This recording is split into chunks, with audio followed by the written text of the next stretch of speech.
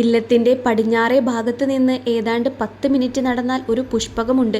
ശിവന്റെ അമ്പലത്തിലേക്കുള്ള മാല, കഴകം തുടങ്ങിയ കാര്യങ്ങളെല്ലാം ആ പുഷ്പകത്തിലെ നമ്പീശന്മാരാണ് ചെയ്യുന്നത്. പുഷ്പകം കഴിഞ്ഞതു മുതൽ പ്രസിദ്ധ നായർ തറവാടായ കാവുംപുറത്തുകാരുടെ സ്ഥലങ്ങളാണ്. ഭൂപരിഷ്കരണ നിയമം വന്നപ്പോൾ പതിച്ചു കിട്ടിയ ഭൂമിയിൽ താമസിക്കുന്നത് ഒരു പുലയ സമുദായത്തിൽപ്പെട്ട കോരനും കുറുമ്പയും അവരുടെ 5 മക്കളുമാണ്. കാവുംപുറത്തെ തറവാട്ടിലെ കുടികിടപ്പ് അവകാശം സിദ്ധിച്ചവരായിരുന്നു അവർ. അവിടെ ഞങ്ങളുടെ തന്നെ സമപ്രായക്കാരും മുതിർന്നവരുമായ 5 മക്കൾ കോരനും കുറുമ്പയ്ക്കും ഉണ്ടായിരുന്നു. കോരനും കുറുമ്പയ്ക്കും പ്രത്യേകിച്ച് പണിയൊന്നുമില്ലെങ്കിലും കൂലിപ്പണിക്ക് പോകാൻ അവരുടെ അഭിമാനം അനുവദിച്ചിരുന്നില്ല. അഭിമാനത്തിന് കാരണവുമുണ്ട്. കാവുംപുറം തറവാട്ടിൽ നിന്ന് കോരന് പതിച്ചുകൊടുത്ത 10 പറ കണ്ടം. ഈ 10 പറ കണ്ടത്തിലെ നെൽകൃഷിയെക്കുറിച്ചും വിളവിനെക്കുറിച്ചും മേനി പറയലാണ് അവരുടെ പ്രധാന വിനോദം. കാവുംപുറത്തെ കുഞ്ചിക്കുട്ടിയമ്മ എപ്പോഴും ഇവരെക്കുറിച്ച് പറയുന്ന ഒരു കാര്യമുണ്ട്. കോലോത്തെ നിലയാണ്, എന്നാൽ കണ്ടം കോരൻ്റെ കഴിച്ചിലുമാണെന്ന്. ഊതിക്കിടക്കാൻ വകയില്ലെങ്കിലും മേനി പറയുന്നതിന് ഒരു കുറവുമില്ല. ഞങ്ങളെ പറ്റിച്ചിട്ടല്ലേ ഞങ്ങളുടെ അതിർത്തിയിൽ കുടിയേറിയതെന്ന് കുഞ്ചുകുട്ടിയമ്മ കോരുവിനോട് പറയുന്നത് ഞാൻ എത്രയോ തവണ കേട്ടിരിക്കുന്നു. കോരനും കുടുംബവുമായിരുന്നു കാവുംപുറം തറവാട്ടിലെ കന്നുപൂട്ടലും വിത്ത് വിതയ്ക്കലും ഒക്കെ ചെയ്തിരുന്നത്. അവരുടെ 10 പറ കണ്ടത്തിൻ്റെ കൃഷിക്ക് വിത്ത് വിതയ്ക്കാനും പൂട്ടാനും മറ്റുമുള്ള കാര്യങ്ങളും അതിൻ്റെ കൂടെ നടക്കണം എന്ന് മാത്രം. കോരുവിനെയും കുടുംബത്തെയും കൂടാതെ അവരുടെ തന്നെ അകന്ന ബന്ധുവും കുരുത്തക്കേടിൻ്റെ കൂടുതൽ കൊണ്ട് എല്ലാവരാലും ഉപേക്ഷിക്കപ്പെട്ട അസുരവിത്തായ കോർമൻ എന്ന ഒരു ചെക്കനെ കുറുമ്പയുടെ വീടായ വെള്ളിത്തുരുത്തിയിൽ നിന്ന് കോരു കൂട്ടിക്കൊണ്ടു വന്നിരുന്നു. അവനാണെങ്കിൽ അവരുടെ വീട്ടിലെ ഒരു പശുവിനെയും 2 പോത്തിനെയും എപ്പോഴും പരിപാലിച്ചിരുന്നു. പോത്തിനെ നോക്കുന്ന രീതിയിലായിരുന്നു അവൻ്റെ പരിചരണം. അവൻ തന്നെ ഒരു പോത്തായിരുന്നു. ക്ലേ ക്ലേ എന്ന ശബ്ദമുണ്ടാക്കി മുടിയാൻ കോലെടുത്ത് തല്ലി മൂളിപ്പാട്ടും പാടി നടക്കും. കോർമൻ്റേത് ഒരു പ്രത്യേക പ്രകൃതമായിരുന്നു. കറ പിടിച്ച ഒരു നാറം മുണ്ടു ചുറ്റിയാണ് അധിക സമയവും പ്രത്യക്ഷപ്പെടുക. എപ്പോഴും അർദ്ധനഗ്നനായിട്ടാണ് കാണുക. ഷർട്ട് ഇടാറേയില്ല. പശുവിനെ ചവിട്ടിക്കാൻ പോകുമ്പോൾ മാത്രമാണ് ഷർട്ടിട്ട് കാണുന്നത് തന്നെ. പശുവിനെ കൊണ്ടുപോകുമ്പോൾ ആരെങ്കിലും ചോദിച്ചാൽ കോർമൻ പറയും, ഞാൻ പശുവിൻ്റെ കേന്ദ്രത്തിലേക്ക് പോവുകയാണെന്ന്. പഞ്ചായത്തിൻ്റെ മൃഗാശുപത്രിയുടെ മുന്നിലായി കറുത്ത വലിയ അക്ഷരത്തിൽ ബീജസങ്കലന ഉപകേന്ദ്രം എന്നുകൂടി എഴുതിയിരുന്നു. അത് കണ്ടിട്ട് എന്തോ അക്ഷരാഭ്യാസമുള്ള ആള് വായിച്ചതിൻ്റെ വാൽകഷ്ണം കിട്ടിയതാണ് കോർമന് പശുവിൻ്റെ കേന്ദ്രമെന്ന്. പശുവിനെ ചവിട്ടിക്കുക, പശുവിനെയും പോത്തിനെയും ഒക്കെ കുളിപ്പിക്കുക തുടങ്ങിയ കാര്യങ്ങളൊക്കെ കോർമൻ്റെ ഉത്തരവാദിത്തത്തിൽപ്പെട്ടതായിരുന്നു. കൂടാതെ മറ്റൊരു പ്രധാന ഉത്തരവാദിത്തത്തിനായിരുന്നു കോർമനെ കോരുവിൻ്റെ കുടുംബം ഉപയോഗിച്ചിരുന്നത്. രാത്രി 11 മണിയായാൽ സകുടുംബം റാക്ക് വാറ്റിയിരുന്നതായും അതിൻ്റെ വിൽപ്പന നടത്തിയിരുന്നതായും കൗസല്യയും നാണിയും ഒക്കെ എൻ്റെ അമ്മമ്മയോട് വന്ന് പറയാറുള്ളത് ഞാൻ ഇന്നും ഓർക്കുന്നു. ചേരയും പഴുതാരയും പഴയ ബാറ്ററിയുടെ കരിയും പുകയിലയും ഒക്കെ ഇതിൻ്റെ ചേരുവകളാണെന്ന് അവരുടെ അഭിപ്രായം. കൂടാതെ കഞ്ചാവ് ചെടി ഉണക്കിപ്പൊടിച്ചതും ചേർക്കൂത്രേ. അത് സംഘടിപ്പിക്കുന്നതും ചേർക്കുന്നതും ഒക്കെ കോർമനായിരുന്നു. പൂരങ്ങൾക്കും മാപ്പിളാരുടെ പള്ളിപ്പെരുന്നാളുകൾക്കുമൊക്കെ കോരുവിൻ്റെ വീട്ടിൽ റാക്കിൻ്റെ വിൽപ്പന പൊടിപൊടിക്കാറുണ്ട്. കുട്ടികൾക്കും കുറുമ്പയ്ക്കുമെല്ലാം ഇക്കാര്യത്തിൽ സജീവ പങ്കാളിത്തം ഉണ്ടാവാറുണ്ട്.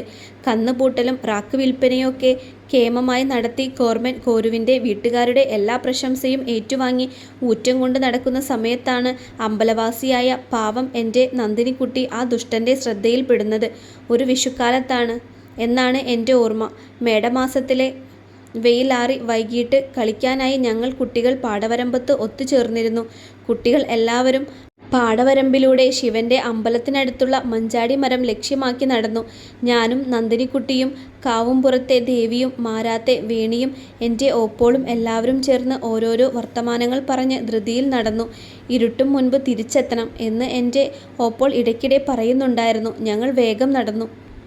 മഞ്ചാടിയൊക്കെ പറുക്കിയെടുത്ത് പൊടിയൈനിയുടെ ഇലയിലും അപ്പൂപ്പൻ താടി പൊട്ടിപ്പറന്നു പോയാൽ ബാക്കിയാവുന്ന തോടിലും എല്ലാം മഞ്ചാടിക്കുരു ശേഖരിച്ചു വെച്ചു. പെട്ടെന്ന് അന്തരീക്ഷം വല്ലാതെ ഇരുട്ടിയ പോലെ തോന്നി. ഞാൻ എൻ്റെ ഓപ്പോളുടെ കയ്യിൽ മുറുകെ പിടിച്ചു. കിഴക്ക് ഭാഗത്ത് ആകാശം തൊട്ട് കണ്ണെഴുതാമെന്ന അവസ്ഥയിൽ കാർമേഘം മൂടി കറുത്ത നിറമായി നിൽക്കുകയാണ്. വേനൽ മഴയുടെ വരവാണ്. വിഷു കഴിഞ്ഞാൽ വേനലും വാവ് കഴിഞ്ഞാൽ വർഷവും കഴിഞ്ഞു എന്ന് അമ്മാമ്മ പറയുന്നത് എത്ര ശരിയാണ്. 4 ദിവസമായിട്ടേ ഉള്ളൂ വിഷു കഴിഞ്ഞിട്ട്.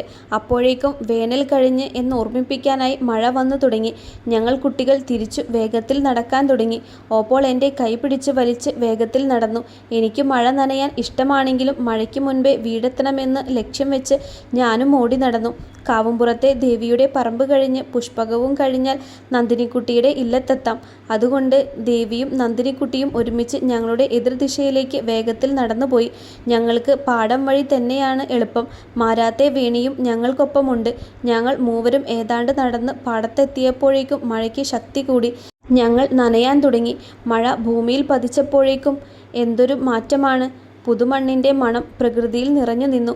ഞങ്ങളുടെ വീട് കണ്ടു തുടങ്ങി. വീടിൻ്റെ പടിപ്പുരയിൽ അമ്മാമ്മ ഞങ്ങളെ നോക്കിക്കൊണ്ട് നിൽക്കുന്നു. ഞങ്ങളുടെ വടക്ക് ഭാഗത്ത് താമസിക്കുന്ന വേണിയുടെ അമ്മൂമ്മയുണ്ട് കൂടെ. ഞങ്ങളെ കണ്ടതും അവർ പറഞ്ഞു തുടങ്ങി, നേരം ഇരുട്ടുന്നതൊന്നും നിങ്ങൾക്ക് കാണുന്നില്ലേ കുട്ടികളെ? പോരാത്തതിന് മഴയും. ഇനി സന്ധ്യാനേരത്ത് പുറത്തിറങ്ങി നടക്കരുത് ട്ടോ. പുതുമണ്ണിൻ്റെ മണം കേട്ടാൽ ഇഴജന്തുക്കളൊക്കെ പുറത്തിറങ്ങും. സന്ധ്യാനേരത്ത് വീട്ടിലിരുന്ന് നാമം ജപിക്കുന്നതിന് പകരം ഈ പാടത്ത് മുഴുവൻ കളിച്ച് നടക്കും. ശിവൻ്റെ അമ്പലത്തിനടുത്ത് മഞ്ചാടി പറക്കാൻ പോയ കഥ അമ്മാമ്മ അറിഞ്ഞിട്ടില്ലെന്ന് ഞങ്ങൾ മൂവരും ആശ്വസിച്ചു. ദേവിയും നന്ദിനിക്കുട്ടിയും ഞങ്ങൾക്കൊപ്പം തന്നെ കാവുംപുറത്തെ പറമ്പ് വഴി വീട്ടിലേക്ക് വേഗത്തിൽ എത്താനായി ഓടിപ്പോയതാണ്. കാവുംപുറത്തെ വീടിൻ്റെ വടക്കോറത്തുകൂടി നന്ദിനിക്കുട്ടിക്ക് നേരെ കൈവീശി കാണിച്ചു ദേവി കയറിപ്പോയി. മഴ എത്തുമ്പോഴേക്കും വീടെത്താനുള്ള വെപ്രാളത്തിൽ നന്ദിനിക്കുട്ടി ആ പറമ്പ് വഴി തന്നെ ഓടുകയാണ്. കവുങ്ങും തെങ്ങും വാഴകളും ഇടതൂർന്നു നിൽക്കുന്ന പറമ്പിൻ്റെ നടുവിലായി ഒരു മുളങ്കൂടുണ്ട്. മഴക്കാറുകൊണ്ട് അവിടമെല്ലാം ആകെ ഇരുട്ടി തുടങ്ങി. നന്ദിനിക്കുട്ടിക്ക് ചെറിയ ഭയം തോന്നിയെങ്കിലും അവൾ എവിടേക്കും നോക്കാതെ വേഗത്തിൽ നടന്നു. മഴയാണെങ്കിൽ കുറേശ്ശെ പെയ്തു തുടങ്ങുകയും ചെയ്തു. പെട്ടെന്ന് ഒരു ചൂളം വിളി കേട്ട് നന്ദിനിക്കുട്ടി തിരിഞ്ഞു നോക്കി. വളരെ കുറഞ്ഞ വെളിച്ചത്തിൽ അവൾക്ക് ഒന്നും കാണുന്നുണ്ടായിരുന്നില്ല. ചൂളം വിളി പെട്ടെന്ന് അടുത്തേക്ക് വന്നു. കറുത്ത ഒരു രൂപം അവളുടെ അടുത്ത് നിന്ന് കറ പിടിച്ച പല്ലുകൾ കാണിച്ച് ചിരിക്കുന്നു. അത് കോർമനാണെന്ന് അവൾക്ക് മനസ്സിലായി. നന്ദിനിക്കുട്ടി ഒന്നേ നോക്കിയുള്ളൂ. വേഗത്തിൽ തിരിഞ്ഞ് അവളുടെ ഇല്ലത്തെ ലക്ഷ്യമാക്കി ഓടാൻ തുടങ്ങി. കോർമനെ ആ സാഹചര്യത്തിൽ അവിടെ കണ്ടപ്പോൾ തന്നെ അവൾക്ക് ചെറിയ ഒരു ഭയം തോന്നിയിരുന്നു. നന്ദിനിക്കുട്ടി ഓടാൻ തുടങ്ങിയതും കയ്യിലിരിക്കുന്ന മുളവടി കോർമൻ നന്ദിനിക്കുട്ടിയുടെ കാലുകളെ ലക്ഷ്യമാക്കി എറിഞ്ഞു. കോർമൻ്റെ മുളവടി കാലിൽ തടഞ്ഞതും നന്ദിനിക്കുട്ടി കമിഴ്ന്നടിച്ച് വീണതും ഒരുമിച്ചായിരുന്നു. വേഗത്തിൽ തിരിഞ്ഞു. അവൾ അവിടെ നിന്ന് എഴുന്നേൽക്കാൻ ശ്രമിക്കുമ്പോഴേക്കും കോർമൻ അവളുടെ മുന്നിലേക്ക് മാംസം കടിച്ച് പറിക്കാൻ നിൽക്കുന്ന ചെന്നായയെ പോലെ ചാടി വീണു. അരുതേ അരുതേ എന്നവൾ അലറിക്കരഞ്ഞെങ്കിലും ശക്തമായി പെയ്യുന്ന മഴയിൽ ആരും ആ കരച്ചിൽ കേട്ടില്ല. ശക്തമായി പെയ്യുന്ന മഴയിൽ കോർമൻ എന്ന രാക്ഷസൻ ദേവകന്യകയായ നന്ദിനിക്കുട്ടിയെ ദുഃഖത്തിൻ്റെ പടുകുഴിയിലേക്ക് തള്ളിവിട്ടിരിക്കുന്നു. കോർമൻ വികൃതമായി ചിരിച്ചുകൊണ്ട് അവളുടെ മുന്നിൽ നിവർന്നു നിന്നു. നന്ദിനിക്കുട്ടിയുടെ തൊണ്ട വരണ്ടിരിക്കുന്നു. ശബ്ദം പുറത്തേക്ക് വരുന്നില്ല. ശേഖരിച്ച മഞ്ചാടിക്കുരുക്കൾ അവൾക്ക് ചുറ്റും ചിതറിക്കിടക്കുന്നു. അവളുടെ ദേഹമാസകലം മുള്ളുകൊണ്ടും രാക്ഷസ കരങ്ങൾ കൊണ്ടുള്ള കോറൽ കൊണ്ടും മുറിഞ്ഞിരിക്കുന്നു. അവളുടെ നനഞ്ഞു കുതിർന്നതും കീറിയതുമായ പാവാടയും മറ്റും വാരിപ്പിടിച്ച് അവൾ എഴുന്നേൽക്കാൻ ശ്രമിക്കുന്നത് കണ്ട കോർമൻ ഇരയെ തിന്നു തീർത്ത വിശപ്പ് മാറിയ ദുഷ്ടമൃഗത്തെപ്പോലെ അവിടെ നിന്നും ഓടിമറഞ്ഞു. നന്ദിനിക്കുട്ടി എന്താണ് സംഭവിച്ചെന്നറിയാതെ പതുക്കെ എഴുന്നേറ്റു. ഇല്ലം ലക്ഷ്യമാക്കി നടന്നു. ഇല്ലത്തിൻ്റെ മുന്നിലെത്തിയപ്പോഴേക്കും മഴയുടെ ശക്തി നന്നേ കുറഞ്ഞിരുന്നു. എന്താ കുട്ടിയെ? കുട്ടിയെ കാണാതെ അച്ഛൻ അങ്ങോട്ട് വരാൻ തുടങ്ങുമായിരുന്നു. എന്തിനാ മഴയത്ത് പോന്നത്? ആകെ നനഞ്ഞൂലോ. വഴിയിലെവിടെയെങ്കിലും വീണോ? പുതുമഴ കൊണ്ടാൽ വല്ല ദണ്ണവും വരില്ലേ? വേഗം അകത്തേക്ക് കയറിക്കോളൂ. ഇളയത് അപ്പോഴേക്കും ഒരു ചൂട്ടെടുത്ത് കത്തിച്ചുകൊണ്ട് നന്ദിനിക്കുട്ടിയെ തിരിഞ്ഞു വരാനുള്ള പുറപ്പാടിലായിരുന്നു. നന്ദിനിക്കുട്ടി ഉമ്മറത്തേക്ക് കാലെടുത്ത് വെച്ചതും കത്തിക്കൊണ്ടിരിക്കുന്ന നിലവിളക്ക് അണഞ്ഞതും ഒരുമിച്ചായിരുന്നു. കാറ്റൊന്നും ഇല്ലാലോ, എന്തേ വിളക്കണഞ്ഞതാവോ? അച്ഛൻ ഇളയതിൻ്റെ വാക്കുകൾ നന്ദിനിക്കുട്ടിയുടെ ചെവിയിൽ വന്നലച്ചു. നന്ദിനിക്കുട്ടി അകത്തളത്തേക്ക് എത്തിയതും വലിയ മരോൾമ പറഞ്ഞു, ആകെ നനഞ്ഞൂലോ, എന്തിനീ മഴയത്ത് പോന്നത്? അപ്പോഴേക്കും നന്ദിനിക്കുട്ടി കരഞ്ഞു തുടങ്ങി. അവളുടെ അമ്മയും ജ്യേഷ്ഠത്തിമാരും വന്നു നോക്കുമ്പോൾ അവളുടെ കൈത്തണ്ടയിൽ നിന്നൊക്കെ ചോര വരുന്നു. എവിടെയെങ്കിലും വീണിട്ടുണ്ടാകും. സൂക്ഷിച്ച് നടക്കണ്ടേ? കുട്ടിക്ക് മഴ തോർന്നിട്ട് പോന്നാൽ മതിയായിരുന്നില്ലേ? അവളുടെ ഓപ്പോൾ പറഞ്ഞു. സാരില്ല, ഇനി സൂക്ഷിക്കണട്ടോ. ചൂടുള്ള വെള്ളം അമ്മ വടക്കോമർത്തെ കുളിമുറിയിൽ വെച്ചിട്ടുണ്ട്. മേലൊക്കെ കഴുകി ഈറൻ മാറി കഞ്ഞി കുടിച്ച് കിടന്നാൽ എല്ലാം ഭേദാകും. അവളുടെ അമ്മ പറഞ്ഞു. അവൾ നിറകണ്ണുകളോടെ കുളിമുറിയിലേക്ക് പോയി. മേല് കഴുകി വന്നതും അവൾക്ക് എവിടെയെങ്കിലും കിടന്നാൽ മതിയെന്നായി. ചൂടുള്ള വെള്ളം ശരീരത്തിൽ വീണപ്പോൾ എല്ലായിടവും നീറുന്നതായി അവൾക്ക് തോന്നി. എങ്ങനെയൊക്കെയോ കഞ്ഞി കുടിച്ചെന്ന് വരുത്തി അവൾ മുറിയിൽ പായ വിരിച്ചു കിടന്നു. എന്നിട്ടും അവൾക്ക് ഉറക്കം വരുന്നില്ല. നടന്ന കാര്യങ്ങൾ അവളുടെ മനസ്സിൽ വീണ്ടും ഒരു ഭീതിയായി നിറഞ്ഞു നിന്നു. അവളുടെ ഉള്ളിൽ അരുതാത്തതെന്തോ നടന്നെന്ന് അവൾക്ക് മനസ്സിലായി. എല്ലാം വീട്ടിൽ തുറന്നു പറയാൻ നന്ദിനിക്കുട്ടിയുടെ മനസ്സിൻ്റെ ഭയം അവളെ അനുവദിച്ചില്ല. അന്നത്തെ മഴയ്ക്ക് ശേഷം ഞങ്ങളുടെ വൈകുന്നേരങ്ങളിലെ കളിക്കാൻ പോകുന്ന പതിവ് ഏതാണ്ട് അവസാനിച്ച പോലെയായി. അവരൊക്കെ എന്നേക്കാൾ മുതിർന്ന കുട്ടികളായതുകൊണ്ട് ഇപ്പോൾ കളിക്കാൻ വരാത്തത് എന്ന് പറഞ്ഞ് എൻ്റെ അമ്മയും അമ്മാമ്മയും എന്നെ സമാധാനിപ്പിച്ചു. എൻ്റെ ഓപ്പോളാണെങ്കിൽ എപ്പോഴും വായിക്കുന്ന ശീലമുള്ള ആളായതുകൊണ്ട് എൻ്റെ കൂടെ കളിക്കാൻ വരാറുമില്ല. ഞാൻ അങ്ങനെ മുഴുവൻ സമയവും എൻ്റെ അമ്മാമ്മയുടെ വാലുപോലെ നടക്കാനും തുടങ്ങി. വീണ്ടും ആഴ്ചകൾ കടന്നുപോയി. വലിയ മരോൾമ ഇടയ്ക്ക് ഞങ്ങളുടെ വീട്ടിലേക്ക് വരാറുണ്ട്. അങ്ങനെ എവിടേക്കും അവർ പോകാറില്ല. അമ്മാമ്മയെ വലിയ ഇഷ്ടമായിരുന്നു. അമ്മയ്ക്ക് മുൻപേയുള്ള 5 or 6 തലമുറയ്ക്കുള്ള ബന്ധമാണ് ഇരു കുടുംബങ്ങളും തമ്മിലുള്ളത്. എൻ്റെ അമ്മാമ്മയുടെ പേര് ദേവകി എന്നായിരുന്നു. മരോൾമ എൻ്റെ അമ്മാമ്മയെ ദേവു എന്നാണ് വിളിച്ചിരുന്നത്. ദേവോ, കുറച്ച് വെണ്ണ ഉണ്ടാവോ? പാല്, തൈര്, വെണ്ണ, നെയ്യ് എന്നതിനൊന്നും അയിത്തം നോക്കാറുണ്ടായിരുന്നില്ല. മരോൾമയുടെ അധികം ആവശ്യവും ഈ വക വസ്തുക്കൾക്കായിരിക്കും. ഞങ്ങൾക്ക് ധാരാളം പശുക്കൾ ഉള്ളതുകൊണ്ട് അവരുടെ ഈ വക ആവശ്യങ്ങൾക്ക് അവരെ പരിപൂർണ്ണ തൃപ്തരാക്കാൻ ഞങ്ങൾക്ക് സാധിക്കാറുമുണ്ട്. എൻ്റെ അമ്മാമ്മയ്ക്ക് അവരെ വലിയ ബഹുമാനമായിരുന്നു. അവരെ കാണുമ്പോഴേക്കും കിഴക്കേ കോലായിലിരിക്കുന്ന അമ്മാമ്മ എഴുന്നേറ്റ് നിൽക്കും. അവർ തിണ്ണയിലിരുന്ന ശേഷമേ അമ്മാമ്മ ഇരിക്കാറുള്ളൂ. ശിവൻ്റെ അമ്പലത്തിനെക്കുറിച്ചും ഞാറ്റുവേലകളെക്കുറിച്ചും, ഓണം, വിഷു, തിരുവാതിര, ഷഷ്ഠി, ഏകാദശി, ശിവരാത്രി അങ്ങനെ പലതും അവരുടെ സംസാര വിഷയങ്ങളാവാറുണ്ട്. അവസാനം വീട്ടിലെ കാര്യങ്ങളും കൂടി പറഞ്ഞിട്ടേ അവർ പിരിയാറുള്ളൂ. നന്ദിനിക്കുട്ടിയെക്കുറിച്ച് പറഞ്ഞപ്പോൾ ഞാൻ വെറുതെ ശ്രദ്ധിച്ചു. നന്ദിനിക്കുട്ടിക്ക് നല്ല പനിയായിരുന്നു. ഇപ്പോഴും പനി മാറിച്ചാലും നല്ലോണം അങ്ങോട്ട് സുഖമായിട്ടില്ല. കുട്ടി പുറത്തേക്കൊന്നും ഇറങ്ങണില്ലേ? എന്തോ കണ്ട് പേടിച്ച പോലെയാണ്. കുട്ടമ്പ്രാന്തിരിയുടെ അടുത്ത് പോയി ഒരു ചരട് ജപിച്ചു കെട്ടിച്ചാലോ എന്ന് വിചാരിക്കുന്നുണ്ട്. ഉണ്ണിയോട് കുട്ടിയും കൂട്ടി അത്രയിടം ചെല്ലാനും പറഞ്ഞിട്ടുണ്ട്. എൻ്റെ അമ്മമ്മ മറുപടി പറഞ്ഞു. ഇപ്പോഴത്തെ പനി മാറിയാലും ക്ഷീണം മാറാൻ കുറച്ച് സമയമെടുക്കും. ഇമ്പ്രാന്തിരിയെ കൊണ്ട് ചരട് ജപിച്ച് കെട്ടുകയെന്നാ നല്ലത്. ദിവസങ്ങൾ പിന്നെയും കടന്നുപോയി. ഒരു ദിവസം കമലോമ്മ ശിവൻ്റെ അമ്പലത്തിൽ പോയി വന്ന് അമ്മാമ്മയോടും എൻ്റെ അമ്മയോടുമായി എന്തോ രഹസ്യം പറയുന്ന പോലെ എന്തൊക്കെയോ പറയുന്നുണ്ട്. എന്തോ ഗൗരവമേറിയ കാര്യമാണെന്ന് ഒറ്റ നോട്ടത്തിൽ മനസ്സിലാവും. ശിവ സുഹൃതക്ഷയം. ഇനി വല്ലും മരോൺമയ്ക്ക് ആ ഒരു ദുരിതം കൂടി കാണാൻ ബാക്കിയുള്ളൂ. എൻ്റെ അമ്മമ്മ വലിയ സങ്കടത്തിലാണ് പറഞ്ഞത്. ആരാ ആ കുട്ടിയോട് ഇത് ചെയ്തത്? പാവം, നമ്മുടെ ലക്ഷ്മിയേക്കാൾ 2 വയസ്സ് മൂപ്പല്ലേ ഉള്ളൂ ആ കുട്ടിക്ക്. എൻ്റെ ഓപ്പോളേക്കാൾ 2 വയസ്സ് മൂപ്പുള്ളത് നന്ദിനിക്കുട്ടിക്കാണെന്ന് എനിക്കറിയാം. സംഭവിച്ചത് എന്താണെന്ന് മാത്രം എനിക്ക് മനസ്സിലായില്ല. കമലോമ്മ ഇല്ലത്തിൻ്റെ പടിക്കൽ കൂടി പോകുമ്പോൾ ചതിച്ചൂലോ ദേവി എന്ന് പറഞ്ഞ് ഉണ്ണിയിളയത് കരയണത് കേട്ടത്രേ. കമലോമ്മയോട് വള്ളിയും കോതയും പറഞ്ഞതാണ്. ചെറിയ തമ്പ്രാട്ടി കുട്ടീനെ ആരോ ചതിച്ചൂത്രേ. അയിന് വയറ്റിലുണ്ടെന്നാണ് കേൾക്കണത്. ഉണ്ണിത്തമ്പ്രാനെയും തമ്പ്രാട്ടീനൊന്നും പുറത്തേക്ക് കാണാനേ ഇല്ല. ആ പാവത്തിനോട് ഏത് കുരുത്തല്ലാത്തോനാ ഇത് ചെയ്തത്? കോതയും പറഞ്ഞു. നാട് മുഴുവൻ ഈ വാർത്ത വലിയ നടുങ്ങലോടെയാണ് കേട്ടത്. എനിക്ക് നന്ദിനിക്കുട്ടിയെ കാണണമെന്ന് തോന്നി. അവളുടെ മനസ്സിലിപ്പോൾ എന്താകും? എൻ്റെ ഓപ്പോൾ കാര്യങ്ങൾ അറിഞ്ഞപ്പോൾ എന്നെ കെട്ടിപ്പിടിച്ച് കരഞ്ഞു. അതുകൂടിയായപ്പോൾ സങ്കടം കൊണ്ട് എൻ്റെ കണ്ണുകൾ നിറഞ്ഞൊഴുകി. നാട്ടിൽ ഇതൊരു ചർച്ചയായി. മനോവിഷമം കൊണ്ട് ഇളയതിനെ പുറത്തേക്കൊന്നും കാണാതെയായി. കോർമനാണെങ്കിൽ ഇതൊന്നും അറിഞ്ഞതായി ഭാവിച്ചില്ല. ഉണ്ണിത്തമ്പ്രാൻ്റെ ഇല്ലത്ത് കുറേ തമ്പ്രാന്മാർ വന്ന് കാണുന്നുണ്ട്. ഞാൻ അങ്ങോട്ട് പോരുമ്പോൾ കണ്ടതാ. പുറംപണിക്ക് വരുന്ന വള്ളി വന്ന് അമ്മയോട് പറഞ്ഞു. എല്ലാവരും കൂടി ആ കുട്ടീനെ ജീവനോടെ തിന്നിട്ടുണ്ടാകും. എൻ്റെ അമ്മ ആരോടെന്നില്ലാതെ പറഞ്ഞു. ഇളയതുമാരുടെ ഇടയിൽ ഇതൊരു വലിയ വിഷയമായി. നാരായണൻ ഇളയതിൻ്റെ അനുജൻ ഒരാൾ ബോംബെയിലുണ്ട്. അമ്മയ്ക്കറിയാം. അദ്ദേഹം കൂടി വന്നിട്ടുണ്ടത്രേ. ഇളയതിൻ്റെ മറ്റു പെൺകുട്ടികൾക്കും കൂടി നാട്ടിൽ നിന്നാൽ നല്ലൊരു വേളിക്ക് ഭാഗ്യം ഉണ്ടാവില്ലാന്ന് അവരുടെ കാരണവന്മാർ വിധി എഴുതി. ഇല്ലവും ഇല്ലപ്പറമ്പും വിൽക്കുകയാണെന്നും ഇല്ലത്തുള്ളവർ നാട്ടിൽ നിന്ന് പോവുകയാണെന്നും മാരാത്തെ വേണിയുടെ അമ്മ എൻ്റെ അമ്മയോട് പറഞ്ഞു. വേണിയുടെ അച്ഛൻ മാലായിലാണ്. മാലായിൽ നിന്ന് അന്നത്തെ കാലത്ത് ഒരുപാട് കാശുണ്ടാക്കിയ ആളാണ് വേണിയുടെ അച്ഛൻ. ഇപ്പോൾ നാട്ടിൽ വന്നിട്ടുണ്ട്. ഇന്നലെ ഇളയതുമാർ അദ്ദേഹത്തെ കാണാൻ മാരാത്ത് ചെന്നിരുന്നുത്രേ. ഇല്ലവും പറമ്പും അദ്ദേഹത്തിനോട് എടുത്തുകൊള്ളാൻ അവർ ആവശ്യപ്പെട്ടു.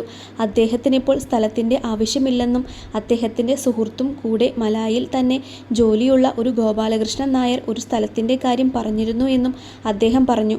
ഇല്ലത്തുള്ളവർക്ക് എങ്ങനെയെങ്കിലും വിൽപ്പന നടത്തേണ്ടത് ഒരാവശ്യമായതുകൊണ്ട് കൂടുതൽ കണക്ക് പറച്ചിലൊന്നുമില്ലാതെ ഇല്ലവും പറമ്പും ഗോപാലകൃഷ്ണൻ നായർക്ക് കൊടുക്കാമെന്ന് ധാരണയായി. ഗോപാലകൃഷ്ണൻ നായർ പണം റൊക്കം കൊടുത്തു. ആധാരം ഉണ്ണിയിളയത് വിട്ട് റേഷ് നടത്തി സ്ഥലം തീറുകൊടുത്തു.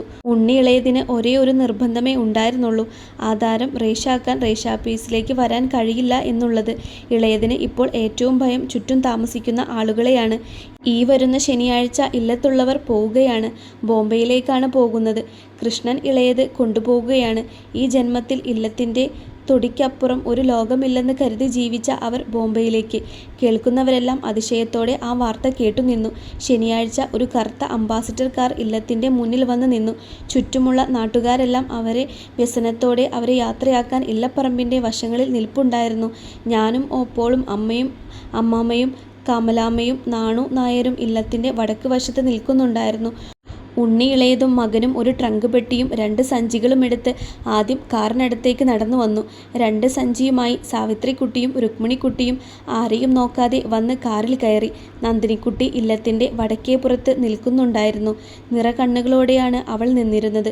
വണ്ടിയിൽ കയറാൻ ആയില്ലേ? ഈ അശ്രീകരത്തിന് ഉണ്ടാക്കിയ പേരുദോഷമൊന്നും മതിയാവാതെ ആരെ കാണാൻ നിൽക്കാ ഈ സാധനം? നന്ദിനിക്കുട്ടിയുടെ അമ്മയുടെ വാക്കുകളാണ്. ഇതു കേട്ട അവൾ മുഖമുയർത്തി എല്ലാവരെയും ഒന്ന് നോക്കി ഓടിക്കരഞ്ഞുകൊണ്ട് വണ്ടിയിൽ കയറി. വലിയ മരോൾമ നിറമിഴികളോടെ എൻ്റെ അമ്മാമ്മ നിൽക്കുന്ന ഭാഗത്തേക്ക് ഒന്ന് നോക്കി.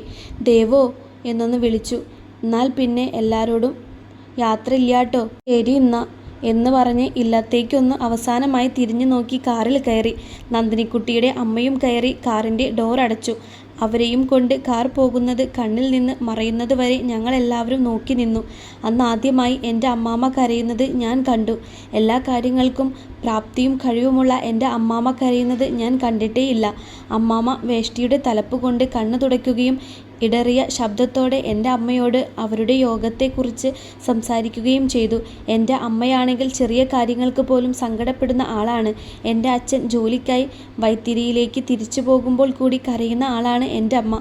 അച്ഛൻ വൈത്തിരിയിലെ കോഫി ബോർഡിൽ ഉദ്യോഗസ്ഥനായിരുന്നു. അമ്മാമ്മയുടെ മനോധൈര്യം എൻ്റെ അമ്മയ്ക്കില്ലായിരുന്നു. കോർമൻ മതിച്ച് നാട് മുഴുവൻ ഒരു കുറ്റബോധവുമില്ലാതെ നടക്കുകയാണ്. റാക്ക് വാറ്റുന്നതോടൊപ്പം അവന് കിട്ടിയ മറ്റൊരു ദുശീലമായിരുന്നു കഞ്ചാവിൻ്റെ ഉപയോഗം. സാധു പെൺകുട്ടികളോടുള്ള ഈ കൊടും ക്രൂരതയ്ക്ക് പിന്നിലെ കാട്ടാളൻ അവനാണെന്ന് അവനും നന്ദിനിക്കുട്ടിക്കും മാത്രമേ അറിയത്തുള്ളൂ. നന്ദിനിക്കുട്ടി ആരോടും പറഞ്ഞിട്ടില്ലെന്ന് അവനുറപ്പാണ്. കൂടാതെ ഇനി പറയുകയുമില്ല. പറയാൻ അവളെന്നല്ല, അവളുടെ കുടുംബം പോലും ഇവിടെയില്ല. അങ്ങനെയിരിക്കെ കാവുംപുറത്തെ പ്ലാവിൽ ചക്കയിടാനായി കോർമൻ പ്ലാവിൽ കയറി. ചക്ക മറ്റാർക്കും വേണ്ടിയല്ല, അവനും കോരുവിൻ്റെ കുടുംബത്തിനും കഴിക്കാൻ വേണ്ടി തന്നെയാണ്.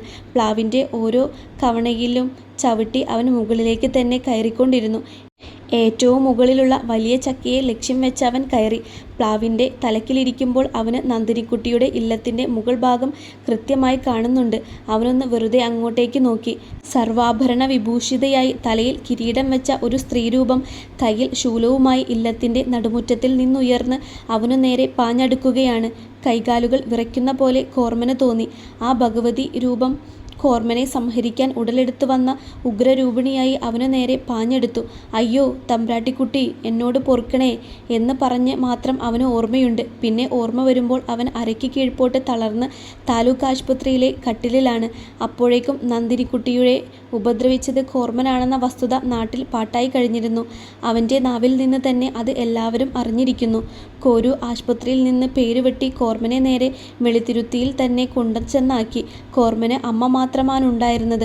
അമ്മയുടെ മരണശേഷം കോർമനെ നോക്കാനും പരിചരിക്കാനും ആരുമില്ലാതെ പുഴുവരിച്ച് മരിച്ചതായാണ് അറിഞ്ഞത്. അതും വർക്കിയുടെ കാട്ടിൽ മറ്റൊരു അനാഥശവമായി സംസ്കരിച്ചു. വലിയ മരോൾമയും ഉണ്ണിയിളയതും കാലയവനികയ്ക്കുള്ളിൽ മറഞ്ഞതായും രുക്മിണിയും സാവിത്രിയും കുടുംബമായി ജീവിക്കുന്നതായും പിന്നീടാരോ പറഞ്ഞറിഞ്ഞു. നന്ദിനിക്കുട്ടിയുടെ അമ്മ തൻ്റെ ഒരേ ഒരു മകൻ്റെ കുടുംബത്തോടൊപ്പമാണ് താമസിക്കുന്നത്. നന്ദിനിക്കുട്ടിയെ എല്ലാം അറിഞ്ഞുകൊണ്ട് തന്നെ ഒരാൾ വേൽക്കാൻ തയ്യാറായതും അവൾ നല്ലൊരു കുടുംബിനിയായി സന്തോഷത്തോടെ ജീവിക്കുന്നതും നന്മയുടെ വിജയമായി ഞാൻ കാണുന്ന ഒരേയൊരു കാര്യം. അല്ലെങ്കിൽ നിഷ്കളങ്കമായ ഒരു പെൺകുട്ടിയുടെ ജന്മപുണ്യം.